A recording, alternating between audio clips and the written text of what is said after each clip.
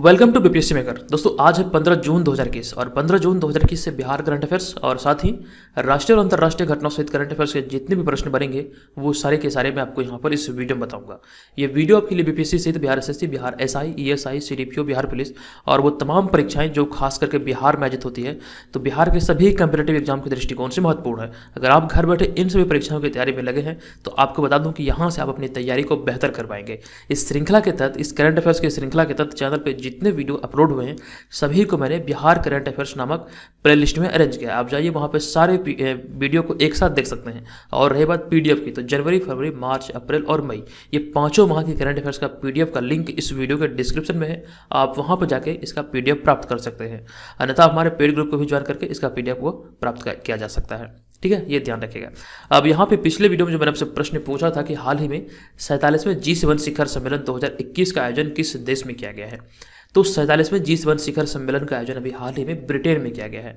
तो सभी लोगों ने इस प्रश्न का राइट आंसर किया और अधिकतर लोगों ने इनके बारे में डिटेल में लिखा है। तो जो भी प्रश्न आपसे पूछा जाता है, जो भी चीज़ें मैं आपको बताता हूँ, वो आप डिटेल में जरूर लिखा कीजिए। अब यहाँ पे आगे बढ़ते हैं और देख लेते हैं जून माह से संबंधित प्रमुख दिवस, थीम व तिथियों को। ठीक है, ये ध्यान रखिए। तो 1 जून को अंतर्राष्ट्रीय बाल रक्षा दिवस और विश्व दुग्ध दिवस मनाया गया और इसका जो थीम है 2021 का विश्व दुग्ध दिवस का, यह है पर्यावरण, पोषण और सामाजिक आर्थिक सशक्तिकरण के साथ साथ डेयरी क्षेत्र में स्थिरता। और 2 जून को अंतर्राष्ट्रीय सेक्स वर्कर्स दिवस और तेलंगाना गठन दिवस मनाया गया। 3 जून को विश्व साइकिल दिवस और इसका थीम है विशिष्टता, बहुमुखी प्रतिभा, साइकिल की लंबी उम्र और परिवहन की सरल, टिकाऊ और किफ़ायती साधन। ये ध्यान रखिएगा। और 4 जून को आक्रमण का शिकार हुए मासूम बच्चों का अंतर्राष्ट्रीय दिवस। 5 जून को विश्व पर्यावरण दिवस और विश्व पर्यावरण दिवस का थीम है 2021 का पारिस्थितिकी तंत्र की बहाली। और उसके बाद 6 जून को अंतर्राष्ट्रीय ओलंपिक समिति स्थापना दिवस। 7 जून को विश्व खाद्य सुरक्षा दिवस, इसका थीम है 2021 का safe food today for a healthy tomorrow. और इसके बाद 8 जून को है विश्व महासागर दिवस और इसका 2021 का थीम है महासागर, जीवन और कल्याण। देखिए यहाँ पर मैं आपको रोज इसलिए रिपीट कर रहा हूँ, जब आप चीज़ों को बार बार देखेंगे तो ये आपको स्वतः याद हो जाएगा। आपको दोबारा इसके लिए याद करने की आवश्यकता नहीं है। तो जो भी मैं आपको बताता हूँ उसे जरूर देखा कीजिए। और फिर यहाँ पे आगे बढ़ेंगे और 9 जून को मनाया जाता है बलिदान दिवस, जो कि अमर शहीद बिरसा मुंडा के पुण्यतिथि के रूप में मनाया जाता है। 10 जून को विश्व भूगर्भ जल दिवस और 11 जून को सामाजिक न्याय सद्भावना दिवस, जो कि लालू प्रसाद यादव के जन्मदिन के अवसर पर मनाया गया। ये 74वां जन्मदिन के अवसर पर यह मनाया गया 2021 में, 11 जून 2021 को। और उसके बाद 12 जून को विश्व बाल श्रम निषेध दिवस और 12 जून और 13 जून को G7 शिखर सम्मेलन 2021 का आयोजन लंदन में किया गया था। ये भी बात मैं आपको बता चुका हूँ। और उसके बाद 13 जून को अंतर्राष्ट्रीय रक्तहीनता जागरूकता दिवस और इसका जो थीम है 2021 का अंतर्राष्ट्रीय रक्तहीनता जागरूकता दिवस का, ये आपको याद रखना है। तो #स्ट्रेंथ बियॉन्ड ऑल ऑड्स इसका थीम है 2021 का। उसके बाद 14 जून को विश्व रक्तदाता दिवस मनाया गया, जिसका थीम है give blood and keep the world beating. ये इसका थीम है 2021 का। और आज है 15 जून और आज है विश्व पवन दिवस और विश्व बुजुर्ग दुर्व्यवहार रोकथाम जागरूकता दिवस। तो ये सारे फैक्ट यहाँ से आप याद रखेंगे। जैसे जैसे ये डेट बढ़ेगा वैसे वैसे यहाँ पे मैं अपडेट करता चलूँगा। अब यहाँ पे आगे बढ़ते हैं पहले प्रश्न की ओर। एक एक करके मैं आपको सभी प्रश्न बताऊँगा और इनसे रिलेटेड जो भी महत्वपूर्ण फैक्ट होगा उन्हें भी डिस्कस करूँगा। आपको इस पूरे वीडियो को ध्यान पर देखना है और वीडियो के अंत में जो प्रश्न आपसे पूछा जाएगा उसका आंसर आपको कमेंट बॉक्स में कमेंट करके देना है। चलिए, पहला प्रश्न है, हाल ही में बिहार में कोरोना से जान गंवा चुके लोगों की आत्मा की शांति के लिए किसने सर्वधर्म प्रार्थना कार्यक्रम का आयोजन किया? तो इस प्रश्न का राइट आंसर होगा सर्वधर्म प्रार्थना कार्यक्रम का आयोजन अभी हाल ही में दैनिक जागरण के द्वारा किया गया। ऑप्शन नंबर बी यहाँ पर इस प्रश्न का राइट आंसर होगा। कोरोना से जान गंवा चुके लोगों की आत्मा की शांति के लिए हाल ही में दैनिक जागरण ने सर्वधर्म प्रार्थना कार्यक्रम का आयोजन किया है और इसमें कोरोना से पीड़ितों को जल्द स्वस्थ होने की मंगल कामना किया गया। तो ये आपको ध्यान रखना है, इसका आयोजन अभी हाल ही में बिहार में दैनिक जागरण के द्वारा किया गया था। और फिर यहाँ पे दूसरा प्रश्न है कि हाल ही में किस जेल के बंदियों के हुनर को तराशने के लिए, यानी कि कैदियों के हुनर को तराशने के लिए विभिन्न उद्योगों के स्थापना की घोषणा किया गया है? तो यहाँ पर इस प्रश्न का राइट आंसर होगा बिहार का दरभंगा मंडल कारा, यानी कि ऑप्शन नंबर बी यहाँ पर इस प्रश्न का सही उत्तर होगा। आपको इसके बारे में बता दूं कि हाल ही में दरभंगा मंडल कारा बंदियों का हुनर तराशने के लिए विभिन्न उद्योगों के स्थापना के साथ साथ इन्हें कौशल बनाने का घोषणा किया है। ये आपको ध्यान रखना, यह घोषणा भी हाल ही में दरभंगा मंडल कारा के द्वारा किया गया ताकि इनके व्यवहार में परिवर्तन लाया जा सके, यानी कि कैदियों के व्यवहार में परिवर्तन लाया जा सके और इनके अंदर छुपी प्रतिभा से उन्हें रूबरू कराया जाए और इस प्रकार उद्योग स्थापित कर मंडल कारा में बंद कैदियों से काम लेकर सरकारी राजस्व की वृद्धि भी की जा सकेगी। तो ये सारे फैक्ट जो आपको याद रखना है तो देखिए इस तरह के प्रश्न जो कि आपसे बिहार में किसी भी कम्पिटेटिव एग्जाम में पूछे जा सकते हैं, जो भी करंट अफेयर्स का मैं प्रश्न आप लोगों को बताता हूँ उसे आप नोट जरूर कीजिए। इससे आपकी तैयारी बेहतर होगी और आप एग्जाम में बेहतर कर पाएंगे। ठीक है, ये ध्यान रखिएगा। चलिए यहाँ पर आगे बढ़ेंगे और ये बात आई है बिहार की, तो बिहार से संबंधित चीज़ों को देख लेते हैं। तो ये मैप में बिहार की स्थिति है और बिहार की जो चौहद्दी है ये काफ़ी ज़्यादा महत्वपूर्ण है। तो बिहार की चौहद्दी आप याद रखिएगा, उत्तर में है नेपाल, दक्षिण में झारखंड, पूर्व में पश्चिम बंगाल तथा पश्चिम में उत्तर प्रदेश है। और यहाँ पे अगर बात की जाए बिहार की सीमाओं की, तो बिहार की सीमाएं जो है ये 3 राज्यों के साथ अपनी सीमा साझा करती है, ये झारखंड, पश्चिम बंगाल और उत्तर प्रदेश के साथ। और वहीं पर अगर अंतर्राष्ट्रीय सीमा की बात की जाए तो जो बिहार है ये नेपाल के साथ अपनी अंतर्राष्ट्रीय सीमा साझा करती है, ये बात आप ध्यान रखिए। और आप सभी जानते हैं बिहार की राजधानी है पटना, राज्यपाल है फागू चौहान, मुख्यमंत्री नीतीश कुमार और राजकीय पक्षी है गौरैया। अभी हाल ही में 20 मार्च को विश्व गौरैया दिवस मनाया गया था, जिसका थीम था आई लव स्पैरो, ये भी ध्यान रखिए। और आगे के राजकीय पशु है बैल, राजकीय वृक्ष पीपल, राजकीय फूल है गेंदा और जनसंख्या घनत्व बिहार का है 1106 व्यक्ति प्रति वर्ग किलोमीटर। और क्षेत्रफल की अगर बात किया जाए तो बिहार का क्षेत्रफल 94,163 वर्ग किलोमीटर है। और जिस समय झारखंड का बंटवारा हो रहा था 15 नवंबर 2000 ईस्वी को, तो झारखंड का जो गठन हुआ था ये 46% भूमि को लेकर हुआ था। 46% भूमि को काट करके झारखंड राज्य का गठन किया गया था। और बिहार की प्रथम राजभाषा हिंदी तथा द्वितीय राजभाषा उर्दू है। लंबाई 345 किलोमीटर तथा चौड़ाई 483 किलोमीटर है। और विधान परिषद की 75 सीटें, विधानसभा की 243, राज्यसभा की 16 तथा लोकसभा की 40 सीटें हैं। और लोक नृत्य की अगर बात किया जाए तो जाट, जाटिन, कजारी और पनवरिया विदेशा यहाँ की प्रमुख लोक नृत्य है। और जो आप यहाँ पे इस इमेज में देख रहे हैं 2 स्वास्तिक के बीच में बौद्धे वृक्ष, ये बिहार का राज्य का चिन्ह है। तो बिहार से संबंधित इतनी सारी चीज़ों को आपको याद रखना है। ये सारे चीज़ जो है ये हालांकि छोटे फैक्ट हैं, लेकिन ये आपसे एग्जाम में पूछे जा सकते हैं। तो इन सारी चीज़ों को आपको यहाँ से याद रखना है। और फिर यहाँ पे आगे है, इन तकनीकों का उपयोग तेलंगाना के दूर दराज इलाकों में चिकित्सा आपूर्ति मतलब डिलीवरी करने के लिए किया जाएगा, ये आपको ध्यान रखना है। जहाँ सड़क का बुनियादी ढांचा टीका डिलीवर करने के लिए अनुकूल नहीं है, तो इस सामान की डिलीवरी जो होगी वो ड्रोन डिलीवरी के माध्यम से किया जाएगा। और ड्रोन डिलीवरी के लिए जियो मैपिंग, लोकेशन ट्रेसिंग और शिपमेंट की रूटिंग जैसी तकनीकों का भी उपयोग किया जाएगा। तो ये समझौता अभी हाल ही में फ्लिपकार्ट और तेलंगाना के बीच में हुआ है। तो और इस समझौता का जो नाम है ये आपको याद रखना है, मेडिसिन फ्रॉम द स्काई इस योजना का नाम है। ये अभी हाल ही में तेलंगाना के साथ फ्लिपकार्ट के द्वारा किया गया है। और फ्लिपकार्ट जो है ये भारतीय ई कॉमर्स कंपनी है, ठीक है, ये ध्यान रखिएगा। इसका मुख्यालय बेंगलुरु में है। उसके बाद बढ़ते हैं अगले प्रश्न पे। हमारा अगला प्रश्न है कि हाल ही में किस पूर्व भारतीय क्रिकेटर ने क्रिकेट कोचिंग वेबसाइट क्रिक गुरु लॉन्च किया है। क्रिक गुरु लॉन्च जो किया गया है ये वीरेंद्र सहवाग के द्वारा लॉन्च किया गया।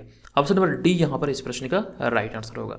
अब यहाँ पर इसके बारे में बता दूं कि हाल ही में भारतीय स्टार क्रिकेटर वीरेंद्र सहवाग ने क्रिकेट कोचिंग के लिए क्रिक गुरु नामक एक पोर्टल लॉन्च किया है, ये आप ध्यान रखिएगा। और इस यह पोर्टल जो है ये युवा खिलाड़ियों को व्यक्तिगत रूप से सीखने का अनुभव प्रदान करती है।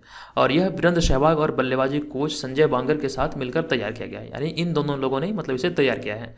और यहाँ पे आगे लिखा गया कि यह portal AB de Villiers, Brett Lee, Brian Lara, Chris Gayle जैसे दुनिया के 30 दिग्गज क्रिकेटर मास्टर क्लास के माध्यम से युवा खिलाड़ियों को क्रिकेट खेलना सिखाएंगे। तो ये आपको ध्यान रखना है। तो यहाँ पर ये जो लॉन्च किया गया है, यहाँ पर क्रिकेट खिलाड़ियों को मतलब कि कोचिंग देने के लिए मतलब इसे लॉन्च किया गया। इसका नाम है क्रिक गुरु, जो कि अभी हाल ही में वीरेंद्र सहवाग के द्वारा लॉन्च किया गया है। और इसमें मतलब सहयोगी के तौर पर संजय बांगर भी इनके साथ हैं। तो ये सारे फैक्ट यहाँ से आप याद रखेंगे। चलिए बढ़ते हैं यहाँ पर अगले प्रश्न पे। हमारा अगला प्रश्न है, 5वां प्रश्न है, हाल ही में किस देश में रहने वाली भारतीय मूल की पत्रकार मेघा राजगोपालन को पुलित्जर अवार्ड से पुरस्कृत करने का घोषणा किया गया है। तो यहाँ पर इस प्रश्न का सही उत्तर होगा ऑप्शन नंबर सी, यानी कि ब्रिटेन। अब इसके बारे में बता दूं कि हाल ही में ब्रिटेन में रहने वाली भारतीय मूल की महिला पत्रकार मेघा राजगोपालन को पुलित्जर पुरस्कार से नवाजा जाने का घोषणा किया गया है, ये ध्यान रखिएगा। यहाँ जो आप इस इमेज में देख रहे हैं यही पुरस्कार दिया जाता है। और आप जो इस इमेज में देख रहे हैं ये है मेघा राजगोपालन। और ये आपको ध्यान रखना है, यह अभी हाल ही में इन्हें मतलब इस अवार्ड से पुलित्जर अवार्ड से पुरस्कृत करने का घोषणा किया गया है। और यह जो पुरस्कार है यह पत्रकारिता जगत में सबसे बड़ा पुरस्कार माना जाता है, ठीक है, ये आपको ध्यान रखना है। पुलित्जर पुरस्कार को पत्रकारिता जगत में सबसे बड़ा पुरस्कार माना जाता है। और यहाँ पे आगे है कि उन्होंने अपनी रिपोर्ट के जरिए दुनिया के सामने चीन का विश्लेषण करते हुए बताया था कि कैसे चीन लाखों मुसलमानों को कैद कर रखा है, ठीक है, ये ध्यान रखना है। और आगे है कि इसके अतिरिक्त अमेरिका के डानिला फ्रेजियर को पुलित्जर स्पेशल साइटेशन अवार्ड तथा भारतीय मूल के पत्रकार नील बेदी को स्थानीय रिपोर्टिंग कैटेगरी में पुलित्जर पुरस्कार दिया गया है। तो ये सारी चीज़ें हैं जो कि आपको याद रखना है। तो इसके अतिरिक्त पुलित्जर स्पेशल साइटेशन अवार्ड से अमेरिका के डानिला फ्रेजियर को मतलब कि पुरस्कृत किया गया है। और वहीं पर अगर बात किया जाए स्थानीय रिपोर्टिंग कैटेगरी में पुलित्जर पुरस्कार के, तो ये भारतीय मूल के पत्रकार नील बेदी को दिया गया है। तो ये सारे फैक्ट अभी याद रखेंगे, ठीक है। उस वक्त यहाँ पे बढ़ते हैं अगले प्रश्न पे। हमारा 6वां प्रश्न है कि हाल ही में जारी एनीमिया मुक्त भारत सूचकांक में कौन सा राज्य पहले स्थान पर है। तो एनीमिया मुक्त भारत सूचकांक में पहले स्थान पर मध्य प्रदेश है, यानी कि यहाँ पर हमारा राइट आंसर होगा option number D, Madhya Pradesh इस प्रश्न का सही उत्तर है। अब यहाँ पर इसके बारे में बता दूं कि प्रधानमंत्री की व्यापक पोषण अभियान के तहत एनीमिया मुक्त भारत की रणनीति शुरू की गई थी और इसके तहत अभी हाल ही में जारी एनीमिया मुक्त भारत इंडेक्स 2020-21 में मध्य प्रदेश को 64.1 अंक मतलब स्कोर के साथ ये पहला स्थान प्राप्त हुआ। यहाँ पर आप इस इमेज में भी देख सकते हैं, पहले स्थान पर मध्य प्रदेश जो कि 64.1 अंक के साथ है और इस सूची में दूसरे स्थान पर उड़ीसा जो कि 59.3 अंक के साथ है और इस मतलब सूची में तीसरे स्थान पर हिमाचल प्रदेश 57.1 अंक के साथ है। ठीक है, ये आपको ध्यान रखना। उसके बाद क्रमशः हरियाणा और आंध्र प्रदेश है। तो ये सारे जो फैक्ट है जो कि आपसे एग्जाम पूछे जाएंगे, तो इसे आप याद रखिए। मध्य प्रदेश को पहला स्थान मिला है एनीमिया मुक्त मतलब कि भारत सूचकांक में। ठीक है, तो ऑप्शन नंबर डी यहाँ पर इस प्रश्न का राइट आंसर है। यहाँ पर एक बात याद रखिएगा, ये जो सूचकांक है ये 2020-21 के लिए है। ठीक है, ये आपको ध्यान रखना है। दोस्तों इस तरह के वीडियो बनाने में काफ़ी मेहनत लगती है। अगर आपको वीडियो से हेल्प मिलती है तो वीडियो को लाइक जरूर कर कीजिए। इस वीडियो का टारगेट मैं बढ़ा रहा हूँ, पहले मैं आपको 450 लाइक का टारगेट देता था, अब यहाँ पर आज के वीडियो का टारगेट है 500 लाइक। अगर आपको वीडियो पसंद आए तो वीडियो को लाइक कीजिए, कमेंट कीजिए और शेयर कीजिए। मुझे हर हाल में वीडियो में 500 लाइक चाहिए। अगर आपको पसंद आता है वीडियो तो प्लीज़ आपसे रिक्वेस्ट है वीडियो को लाइक कीजिए। ठीक है, 500 लाइक पहुंचाइए इस वीडियो को। चलिए उसके बाद यहाँ पे आगे बढ़ते हैं और यहाँ पे देखेंगे अगला प्रश्न। तो हमारा 7वां प्रश्न है कि हाल ही में कौन सी टेक कंपनी दुनिया की सबसे लंबी अंडर सी केबल का निर्माण कर रही है? तो इस प्रश्न का राइट आंसर होगा दुनिया की सबसे लंबी अंडर सी केबल का निर्माण गूगल के द्वारा किया जा रहा है। ऑप्शन नंबर बी यहाँ पर इस प्रश्न का सही उत्तर होगा। अब यहाँ पर इसके बारे में बता दूं कि हाल ही में टेक जगत की दिग्गज कंपनी गूगल ने फर्मिना नामक दुनिया की सबसे लंबी अंडर सी केबल का निर्माण करने का घोषणा किया है। ये कार्य अभी शुरू भी हो चुका है और जिसे इंटरनेट कनेक्शन क्षमता को मजबूत करने के लिए संयुक्त राज्य अमेरिका, ब्राजील, उरुग्वे और अर्जेंटीना को जोड़ा जाएगा। ये आपको ध्यान रखना है। ये दुनिया का सबसे लंबी मतलब दुनिया की सबसे लंबी अंडर सी केबल है और ये जो प्रोजेक्ट है इसका नाम दिया गया है फर्मिना। यहाँ से प्रश्न पूछा जा सकता है फर्मिना क्या है, तो ये सारे जुड़ी फैक्ट है जो कि आपको याद रखना है। अब यहाँ पे बात यह है गूगल की, तो गूगल से जुड़ी हुई कुछ इन्फॉर्मेशन है उन्हें देख लेते हैं।